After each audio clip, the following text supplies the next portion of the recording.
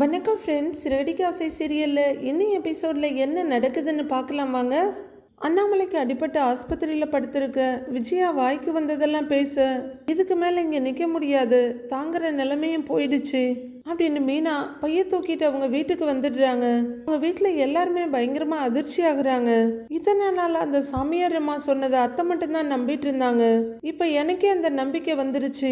அந்த சாமியார் அம்மா சொன்னதை நானும் கொஞ்சம் கொஞ்சமா நம்ப ஆரம்பிச்சிட்டோன்னு எனக்கே தோணுது அப்படின்னு மீனா சொல்ல, அதுக்காக நீ வீட்டை விட்டு கிளம்பிடுறதா அப்படின்னு அவங்க அம்மா கேட்குறாங்க. எதுவாக இருந்தாலும் அங்கே இருந்துக்கிட்டே அப்படின்றாங்க அவங்க அம்மா. அம்மா, திரும்பவும் நான் அங்கே போக மாட்டேன், நான் இங்கேயும் இருக்கக்கூடாதுன்னு சொல்லி வேற எங்கேயாவது போயிடுறேன், என்னால் யாருக்கும் எந்த கஷ்டமும் வேண்டாம் அப்படிங்கிற மீனா வேகமாக ரூம்குள்ளே போய் கதவை சாத்திக்கிறாங்க. கிராமத்து பக்கம் ஒரு பழமொழி சொல்லுவாங்க, உழுத மாடு ஊருக்கு போச்சான், அங்கே ஒரு காணி தரிசா கிடந்ததான்னு. அது மாதிரி ஏற்கனவே அங்கவே நொந்து வெந்து போய் வந்திருக்கு மீனாவை.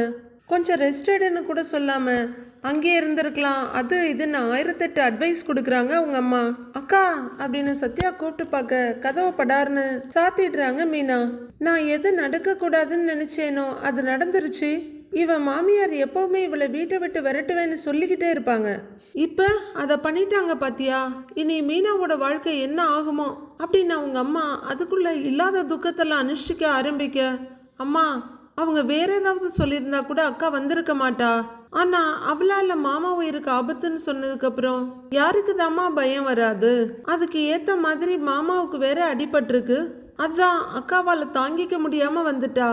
ஆனா ஒண்ணுமா, நிச்சயமா முத்து மாமா வருவாரு, இந்த பிரச்சனையை சரி பண்ணுவாரு, நீ கவலைப்படாதுன்னு அவங்க அம்மாவுக்கு ஆறுதல் சொல்றாங்க சீதா. அவங்க அம்மா அப்படியே கலங்கி போய் நிக்க, அம்மா நீ ஒன்றும் கவலைப்படாதம்மா, இது வரைக்கும் முத்து மாமாவுக்கு விஷயம் தெரியல போல இருக்கு, அவருக்கு தெரிஞ்சா மாமாவே வந்து கண்டிப்பா அக்காவை கூட்டிட்டு போயிடுவாரு அப்படின்னு சத்யா அவங்க அம்மாவுக்கு ஆறுதல் சொல்ல, அடுத்தது என்ன, வழக்கம் போல அவங்க வீட்டுக்காரரோட போட்டோ பக்கம் திரும்பிடுறாங்க. அப்படியே அழுதுகிட்டே அவர்கிட்ட மனசால முறையிட்டு இருக்காங்க சந்திரா. இங்கே விஜயா வேகமா ஆரத்தி கரைச்சி எடுத்துட்டு வர்றாங்க. முத்துவும் ரவியும் அண்ணாமலையை தாங்கி பிடிச்சு கூட்டிட்டு வர்றாங்க. பாத்துப்பா, மெதுவா மெதுவான்னு கையை பிடிச்சிட்டு வர்றாரு ரவி. அம்மா வந்துட்டாங்க அப்படின்னு மனோஜ் அனௌன்ஸ் பண்ண விஜயா வேகமா வந்து நிக்கிறாங்க. விஜயா வாசப்படியை மறிச்சிட்டு நிக்க, என்னதுங்கிறாரு அண்ணாமலை. ஒரு நிமிஷம் இருங்க அப்படின்னு விஜயா சொல்ல, எதுக்கு இதெல்லாம், நான் என்ன மெடலா வாங்கிட்டு வரேன் அப்படின்னு அண்ணாமலை கேட்க, பெரிய கண்டத்திலேருந்து தப்பிச்சு வந்திருக்கீங்க, திருஷ்டி எல்லாம் போகட்டும் அப்படிங்கிற விஜயா இடது கை பெருவிரலால அந்த தண்ணியை தொட்டுட்டு மேலிருந்து, இதெல்லாம் நடக்க கூடாதுன்னு தான் நான் படிச்சு சொன்னேன், என் பேச்சை யாரு கேட்டா, எல்லாரும் அவங்க நல்லா இருந்தா போதும்னு மட்டும்தான் நினைக்கிறாங்க அப்படின்னு அர்ச்சனையை தொடர்ந்துகிட்டே அவருக்கு சுத்திக்கிட்டு இருக்காங்க. அப்படிலாம் யாரும் நினைக்கலங்கிறாரு அவரு. கொஞ்ச நேரம் பேசாம இருங்களேன், நான் சுத்தி போடுறேன்ல அப்படின்னு விஜயா சொல்ல, அப்ப நீயும் பேசாம சுத்துங்கிறாரு அவரு. வாய முடிக்கிற விஜயா இப்படின்னு மேலையும் கிளையும் சுத்திட்டு அப்படின்னு கையை நீட்டி துப்புங்கன்றாங்க. அவரும் தூ தூ தூன்னு சொல்ல, உள்ளர வாங்க அப்படின்னு விஜயா சொல்ல 3 பேரும் உள்ளர வர்றாங்க. அவங்க ஆரத்தியை கொட்ட வெளியே போறாங்க. முத்து ரொம்ப பத்திரமா அவங்க அப்பாவை கூட்டிட்டு வந்து உட்கார வைக்க ரவி தண்ணி எடுத்துட்டு வந்து கொடுக்குறாரு. அப்பா இந்தாங்கப்பா தண்ணின்னு ஒரு நீட்ட செம்பு வாங்கிக்கிறாரு அண்ணாமலை. டாக்டர் வேற ஏதாவது சொன்னாங்களாடான்னு மனோஜ் ரொம்ப அக்கறையா கேட்கிறாரு. டேப்லெட்ஸ் கொடுத்துருக்காங்க, அதெல்லாம் ஒழுங்கா போட சொன்னாங்க, நெக்ஸ்ட் வீக் செக்அப்க்கு வர சொன்னாங்க அப்படின்னு ரவி சொல்லிட்டு இருக்க, மீனா எங்கன்னு கேட்கிறாரு அண்ணாமலை. சொல்லுங்கம்மா, நீங்க தான் பெரிய தைரியசாலியாச்சே, மீனா எங்கன்னு சொல்லுங்கன்ற மாதிரி முத்து பார்த்துட்டு இருக்காரு. உங்க அப்பனை பாருடா, கஷ்டப்பட்டு காப்பாத்தி வீட்டுக்கு கூட்டிட்டு வந்திருக்கோம், வந்ததும் வராததுமா அந்த பூக்காரி எங்கன்னு கேட்கிறாரு பாரு அப்படின்ற மாதிரி விஜயா மனோஜ் பாக்குறாங்க. அம்மா பேசின பேச்சையும் ஆடின ஆட்டத்தையும் சொன்னா அப்பாவுக்கு அடிப்பட்ட இடத்துல இருந்து ரத்தமே வந்துரும் அப்படின்ற மாதிரி ரவி யோசிக்கிறாரு. எல்லாரும் அமைதியா இருக்க ஒருத்தரையா பாக்குறாரு அவரு. விஜயா டென்ஷனை மறைச்சுக்கிட்டு, ஏங்க இப்ப எதுக்குங்க வந்ததும் வராதுமா அவளை பத்தி கேக்குறீங்க அப்படின்னு விஜயா கேட்க, நான் எப்ப வெளியே போயிட்டு வீட்டுக்கு வந்தாலும் முதல்ல தண்ணி எடுத்து கொண்டு வந்து கொடுக்கறவ மீனாதான், அதனாலதான் கேட்டேன், சமையல் கட்டுல வேலையா இருக்காளா அப்படின்னு அண்ணாமலை கேட்க, விஜயா டென்ஷன்ல முடிய உருட்டுன்னு உருட்டுறாங்க.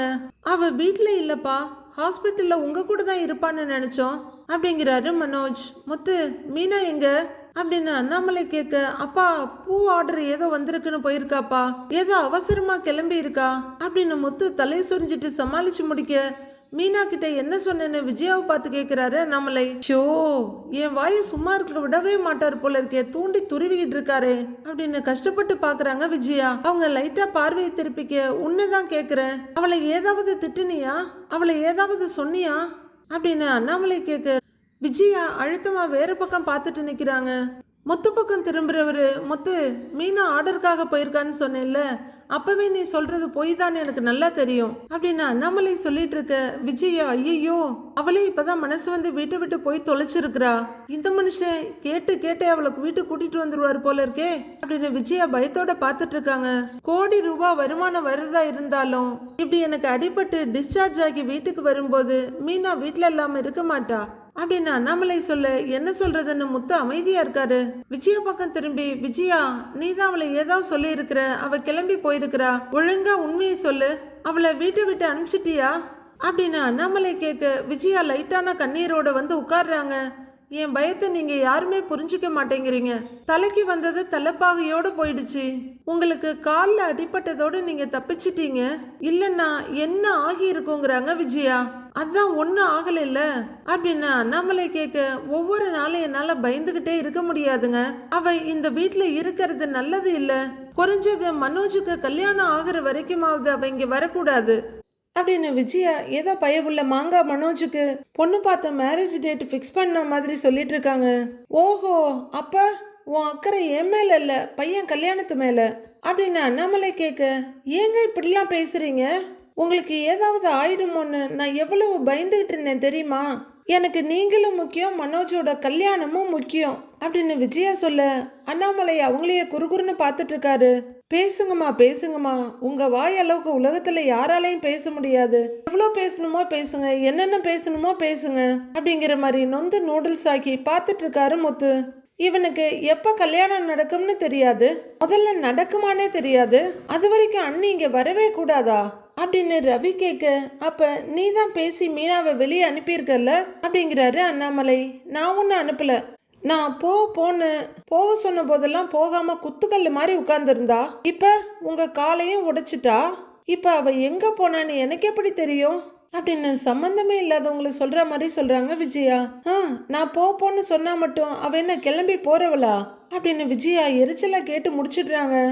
முத்துக்கிட்ட திரும்பி, மீனா எங்க இப்போ அப்படின்னு கேட்குறாரு. முத்துவும் ரொம்ப தயங்கிட்டு மென்னு முழுங்கிட்டு, அப்பா இப்போதான் ஹாஸ்பிட்டல்லேருந்து வந்திருக்க, நீ ஏதாச்சும் டென்ஷன் ஆக வேணாம்ப்பா, இப்போ உனக்கு தேவை ரெஸ்ட்டு தான், மற்ற எந்த விஷயமும் உன் காதுக்கு வர வேணாம்ப்பா அப்படின்னு முத்து சொல்ல, மீனா இப்போ எங்கே இருக்கான்னு கேட்குறாரு அண்ணாமலை. எவ்வளவு சொல்கிறோம், எவ்வளவு கஷ்டப்பட்டு இந்த மனுஷனை பார்த்துக்கிட்டோம், அதையெல்லாம் விட்டுட்டு அவ எங்கன்னுக்கிட்டே கிடக்குறாரு அப்படின்னு எரிச்சலோட பார்க்குறாங்க விஜயாவும் மனோஜும். அவங்க அம்மா வீட்டில் தான்ப்பா இருக்கா அப்படின்னு முத்து சொல்ல, அம்மா வீட்டில் தான் இருக்காளா இல்லை இனி அம்மா வீட்டில் தான் இருப்பாளா, ரெண்டுக்கும் வித்தியாசம் இருக்குல்லன்னு கேட்குறாரு அண்ணாமலை. அப்பா, அம்மா உங்களை நினச்சி பயந்துகிட்டு இருக்காங்க, மீனா இப்போ வீட்டில் இல்லைன்னா அவங்க பயமும் போயிடும், அவங்க அம்மா வீட்லேயே இருக்கட்டும் அப்படின்னு மனோஜ் சொல்ல, ஓஹோ, அப்போ விஜயா நினைச்சதை நடத்திட்டா, சந்தோஷமா, அவளை அம்மா வீட்டுக்கு அனுப்பிச்சிட்ட, புருஷன் பொண்டாட்டிய பிரித்து வச்சுட்ட அப்படின்னு அண்ணாமலை கேட்டுட்டு இருக்க அவசர கொடுக்க மாங்கா மனோஜ், அப்பா நான் பொண்டாட்டி இல்லாம தான் இந்த வீட்டில் இருந்துகிட்டு இருக்கிறேன், ரவிக்கும் அவன் ஒய்ஃப் கூட இல்லை, அதே மாதிரி இவனும் இருக்கட்டும்ங்கிறாரு மனோஜ். என்ன ஒரு வில்லத்தனங்கிற மாதிரி பார்த்துட்டு இருக்காரு முத்து. காத்துக்கிட்டு இருந்த மாதிரி பேசாதரா மனோஜ், நம்ம ரெண்டு பேரோட கதை வேற, உன் ஒய்ஃப் போனதுக்கான காரணம் அவங்க செஞ்ச தப்பு, ஸ்ருதி அவ ஈகோவால வராம இருக்கா, ஆனா அண்ணி என்னடா தப்பு பண்ணாங்க, அவங்க எதுக்குடா போகணும்னு கேட்குறாரு ரவி. தனக்கு ஒரு கண்ணு போனாலும் அடுத்தவங்களுக்கு ரெண்டு கண்ணு போகணும்னு நினைக்கிற வேண்டாவன் அப்படின்னு முத்து சொல்ல, அப்பதானே இவனுக்கு சந்தோஷமா இருக்குன்றாரு ரவியும். டேய், இந்த வீட்டில் எந்த கெடுதலும் நடக்காம இருக்கணும்னா இந்த வீட்டில் மீனா இல்லாம தான் இருக்கணும் அப்படின்னு விஜயா சொல்ல, பழி ஒரு பக்கம் பாவம் ஒரு பக்கம்ன்ற மாதிரி பேசுற, நீ எந்த தப்புமே பண்ணாத மீனாவை பிரிச்சு வச்சிருக்கிற பாத்தியா, நீ பேசுற பேச்சுக்கு தான் மீனா இங்க இருந்து கிளம்பி போயிருப்பா அப்படின்னு அண்ணாமலை சொல்ல, அவ போனது நல்லதுக்குன்னு நினைச்சுக்கோங்க அப்படின்னு விஜயா வெடுக்குன்னு சொல்ல, அவரோட வழக்கமான டைலாக்கான நீ திருந்தவே மாட்டியாவ லட்சத்து ஒராவது தடவையா கேட்டு வைக்கிறாரு அண்ணாமலை. அப்பா விடுப்பா, இப்ப எதுவும் பேசிக்க வேண்டாம், டாக்டர் ரெஸ்ட் எடுக்க சொல்லியிருக்காரு நீ வந்து கொஞ்ச நேரம் படுத்துக்கப்பா, வாப்பா வாப்பா அப்படின்னு முத்து எழுந்து அப்பாவை கைத்தாங்களா தோல்ல கையை போட்டு தூக்கிட்டு போறாரு. அப்பா சாமி ஒரு வழியா இதோட விட்டுட்டு போனாரு அப்படின்னு விஜயா குறுகுறுன்னு பார்த்துட்டு இருக்காங்க. முத்து அண்ணாமலையை கொண்டு வந்து பெட்ல படுக்க வச்சுட்டு லைட்டா போத்தி காலெல்லாம் இழுத்து விடுறாரு. முத்துன்னு கூப்பிட அப்பாங்கிறாரு. மீனா என் மேல இருக்க அக்கறையில தான் போயிருப்பா, இதை இப்படியே விட்டுடக்கூடாது. அவ இந்த வீட்டு பொண்ணு, அவ இங்கதான் இருக்கணும். நீ எப்படியாவது சொல்லி கூட்டிக்கிட்டு வந்துரு அப்படின்னு அண்ணாமலை சொல்ல, சரிப்பா நான் போய் பேசுறேங்கிறாரு முத்து. நான் உன்னைய பேசிட்டு வர சொல்லல, கூட்டிட்டு வர சொன்னேன் அப்படின்னு அண்ணாமலை சொல்ல, சரிப்பா நான் கூட்டிகிட்டு வரேன்ப்பா, நீ ரெஸ்ட் எடு அப்படிங்கிற முத்து அப்பாவோட கண்ணாடியை கழட்டி ஓரமா வைக்கிறாரு. மெதுவா ரூமை விட்டு அப்பாவை பார்த்துக்கிட்டே வர்றவரு வெளியே வந்து கதவை சாத்துறாரு. அவரு அப்படியே வெளியே போக போக டேய் என்னன்னு கூப்பிடுறாங்க விஜயா. முத்து அவங்க முன்னாடி வந்து நிக்க அவளை கூட்டிகிட்டு வர போறியான்னு கேக்குறாங்க விஜயா. அவ இருக்க வேண்டிய வீடு இதுதானே அப்படின்னு முத்து சொல்ல, அதை நீ முடிவு பண்ணாதன்னு மிரட்டுறாங்க விஜயா. அவ புருஷன் நான் தான் முடிவு பண்ணணும் அப்படின்னு முத்து தெளிவா சொல்ல, எனக்கு ஏன் புருஷன் தான் முக்கியம். நீ பாசமா மூச்சுக்கு 300 தடவை அப்பா அப்பான்னு கூப்பிடுவல்ல, அவர் மேல உண்மையான அக்கறை இருந்தா அவளை இந்த பக்கம் கூட்டிக்கிட்டு வராத. அவருக்கு ஏதாவது ஆகணும்னு நீ நினைச்சேன்னா கூட்டிட்டு வந்து வச்சுக்கோ அப்படின்னு மிரட்டலா உருட்டிட்டு போறாங்க விஜயா.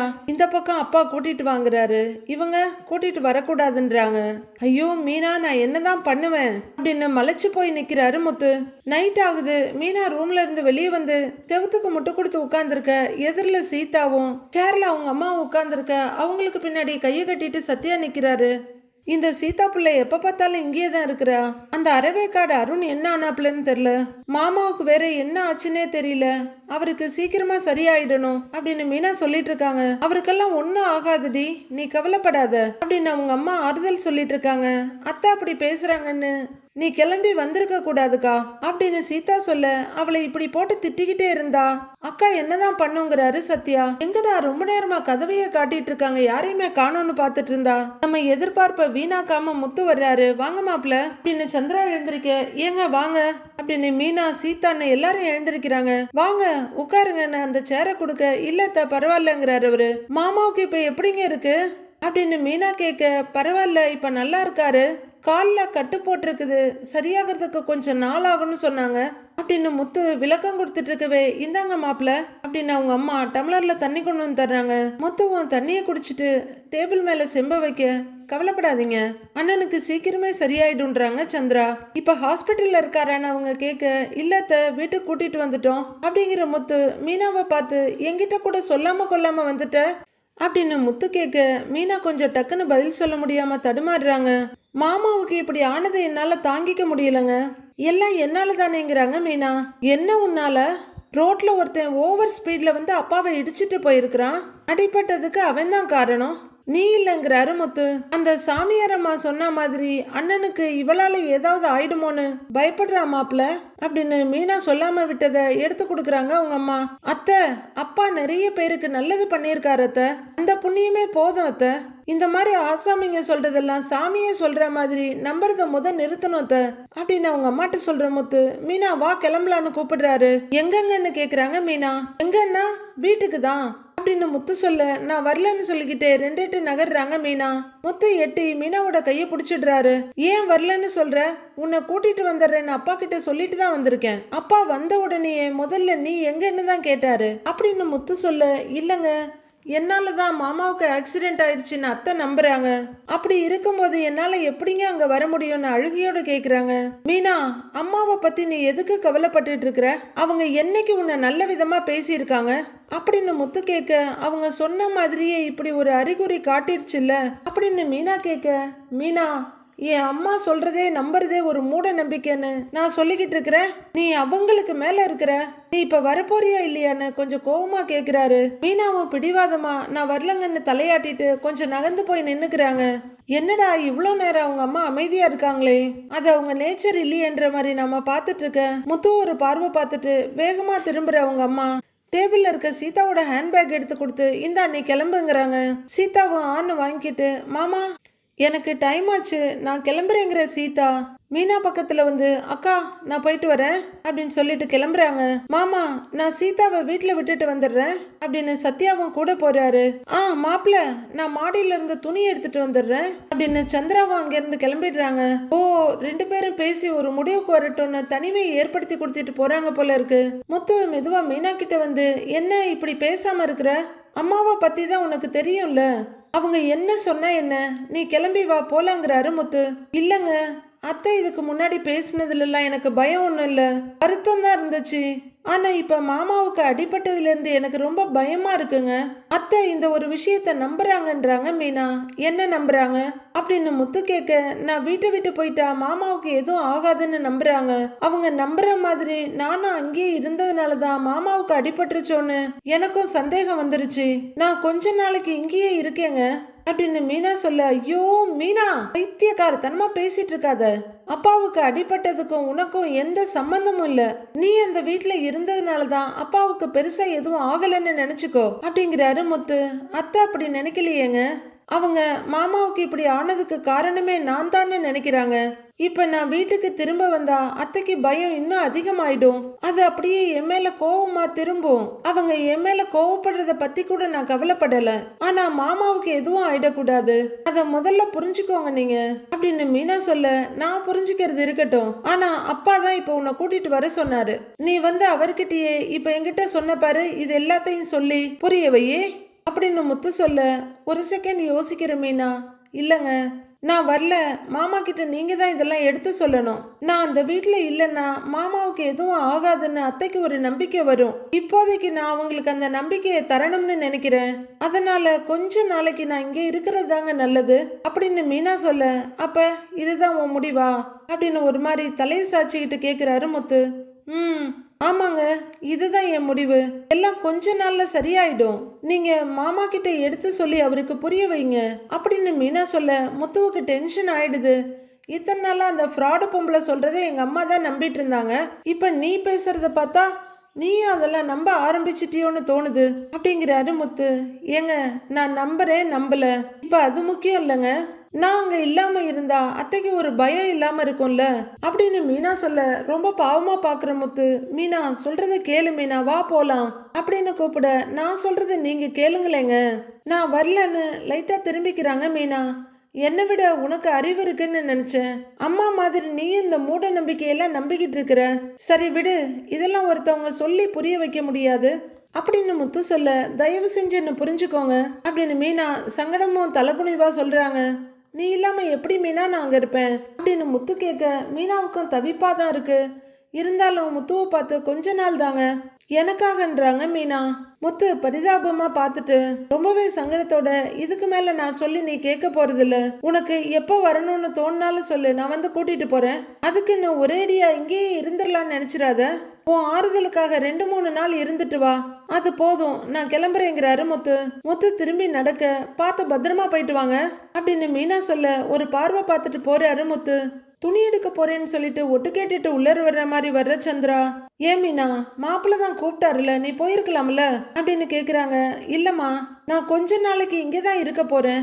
நான் சொல்றதுல இருக்க நியாயத்தை புரிஞ்சுக்கிட்டதுனாலதான் அவர் என்னை இங்கே விட்டுட்டு போயிருக்காரு அப்படின்னு மீனா சொல்ல, ஏண்டி இப்படி பண்ற அப்படின்னு அவங்க அம்மா சலிப்பா கேட்க, அம்மா நான் அங்க இருந்தா மாமாவுக்கு ஏதாவது ஆயிடுமோன்னு அத்தை பயப்படுறாங்கம்மா, நான் என்னம்மா பண்ண முடியும் அப்படின்னு மீனா கேட்க, அதுக்கு எத்தனை நாள் தான் நீங்க இருக்க முடியும், அதுதான் உன் வீடு, உன் மாமியார் நீ நிரந்தரமா இங்கதான் இருக்கணும்னு நினைப்பாங்க அப்படின்னு அவங்க அம்மா சொல்ல, அதை பத்தி எல்லாம் எனக்கு தெரியலம்மா, ஆனா இப்போதைக்கு நான் இங்கே இருக்கிறது தான் எல்லாருக்கும் நல்லது அப்படின்ற மீனா ரூம்குள்ள போக அவங்க அம்மா கவலையா பார்த்துட்டு இருக்காங்க.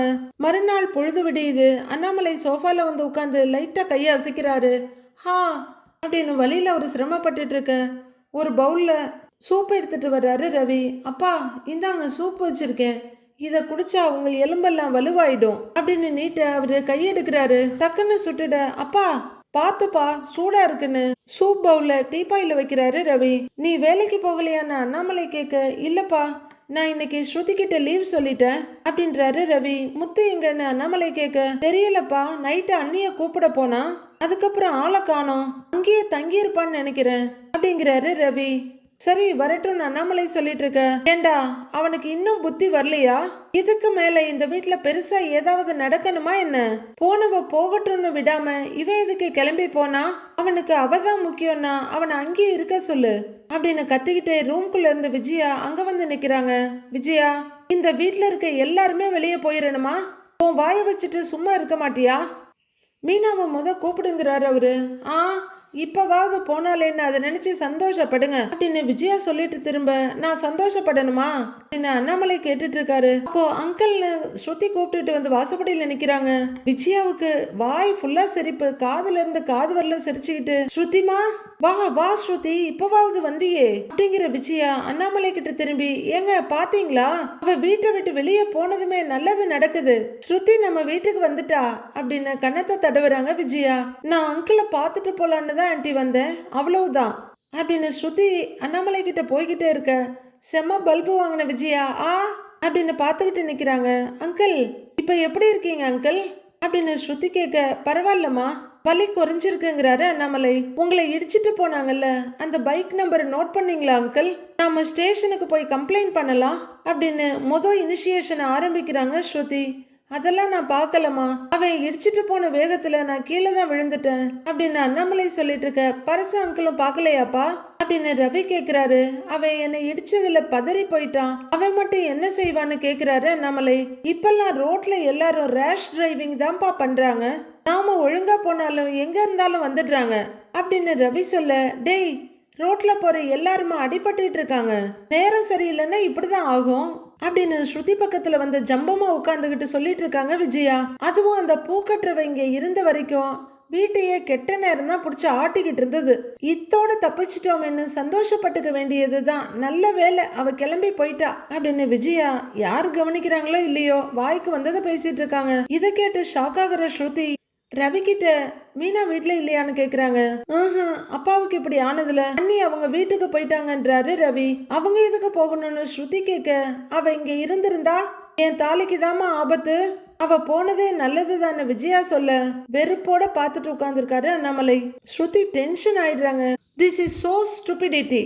Still people believe in superstitious. Why can't you believe logic and humanity? அப்படின்னு ஸ்ருதி டென்ஷன் ஆகி கத்திட்டு இருக்க. சம் பீப்புள் நெவர் சேஞ்சுங்கிறாரு ரவி. அங்க வந்து நிக்கிற மனோஜும் பார்த்துட்டு இருக்க. விஜயாவுக்கு பயங்கர அதிர்ச்சியா இருக்கு. டேய் என்னடா பேசுறீங்க, இப்ப நீ என்ன சொன்னமா அப்படின்னு விஜயா கேட்க. ஒன்னும் இல்ல ஆண்டி அப்படின்னு ஸ்ருதி சொல்ல. உன்னதாமா திட்டுனா அப்படின்னு மனோஜ் போட்டு கொடுக்க. திட்டுனியா அப்படின்னு விஜயா ஸ்ருதி கிட்ட கேக்குறாங்க. திட்டுல ஆண்டி, இதெல்லாம் மூட நம்பிக்கை, அத போய் நம்பிக்கிட்டு இருக்கீங்க. நம்ம ஹியூமன்ஸுக்கு சிக்ஸ்த் சென்ஸ்னு ஒன்று இருக்கு, அதுவே யோசிக்கிறதுக்கு தான், அதை விட்டுட்டு யாரோ சொன்னாங்கன்னு நம்பிட்டு இருக்கீங்க அப்படின்னு ஸ்ருதி கேட்க. ஸ்ருதி படிச்சவங்க நீங்க, ஏதேதோ கதையெல்லாம் சொல்லுவீங்க அப்படின்னு விஜயா சொல்ல. படிச்சவங்க சொல்றது கதை, அப்ப நீங்க சொல்றது நிஜம் அப்படிதானா அப்படின்னு ஸ்ருதி கேட்க. இல்லம்மா ஸ்ருதி, இந்த உலகமே நம்பிக்கையில தான் இருக்கு அப்படின்னு விஜயா கிளாஸ ஆரம்பிக்க. நம்பிக்கை வேற மூட நம்பிக்கை வேற ஆண்டி அப்படின்னு ஸ்ருதி வெடுக்குன்னு சொல்லிட. விஜயாவுக்கு அடுத்து என்ன பேசுறதுன்னு தெரியல. உடனே அவங்க ஹெல்ப்புக்கு வர்றாரு அடிமடைய மனோஜ். ரெண்டுக்கும் என்ன வித்தியாசம்னு கேக்குறாரு. அது அவங்க பாக்குற பாயிண்ட் ஆஃப் வியூல தான் இருக்கு, உனக்கு நம்ப தோணலன்னா அதுக்காக அது நம்பிக்கை இல்லைன்னு ஆயிடுமா அப்படின்னு மாங்கா மனோஜ் கேட்க. பாசிட்டிவா ஒரு விஷயத்தை யோசிச்சா அது நம்பிக்கை, அதை விட்டுட்டு இந்த மாதிரி யாரோ ஒரு லேடி சொல்றதெல்லாம் நம்புறதெல்லாம் மூட நம்பிக்கை, அது நமக்கு நல்லது செய்யாது, நம்மள பயமுறுத்தி ரொம்ப வீக் ஆக்கிடும் அப்படின்னு ஸ்ருதி சொல்ல. மனோஜ் வாயை மூடிட்டு பாக்குறாரு. ஸ்ருதி, உங்க காலத்து பசங்களுக்கெல்லாம் இது எல்லாமே சாதாரணமா போயிடுச்சு, காலங்காலமா இதெல்லாம் நடந்துகிட்டு தானே இருக்கு, அப்படிதான் இந்த வீட்டுல இதுவரைக்கும் நடந்துகிட்டு இருக்கு, நம்மளையும் மீறி ஒரு சக்தி இருக்கு அப்படின்னு விஜயா சொல்ல. அதனாலதாம்மா சாமி கும்பிடுறோம், நீங்க சொல்ற நல்ல நேரம் கெட்ட நேரம் ஜோசியம் இதெல்லாம் சாமியை விட பெருசா என்னங்கிறாரு ரவி. ஐயோ அடுத்து இவன் ஆரம்பிச்சிட்டானா அப்படின்னு விஜயா பார்க்க. அப்புறம் எதுக்கு கோவில்ல போய் சாமியை கும்பிடுறோம், இந்த மாதிரி சாமியாருக்கெல்லாம் செலவு வச்சு கும்பிட்டுட்டு போயிடலாமே அப்படின்னு ரவி கொஞ்சம் கோவமா தான் கேக்குறாரு. டேய் இந்த மாதிரிலாம் பேசாதடா, கடவுள் இந்த மாதிரிலாம் நம்ம கிட்ட பேச மாட்டாரு, இந்த மாதிரி சாமியாருங்கெல்லாம் தான் கடவுள் பக்கத்துல இருக்கிறவங்க, அவங்க மூலமா தான் நமக்கு அறிகுறி எல்லாம் சொல்ல வைப்பாரு அப்படின்னு விஜயா சொல்லிட்டு இருக்காங்க.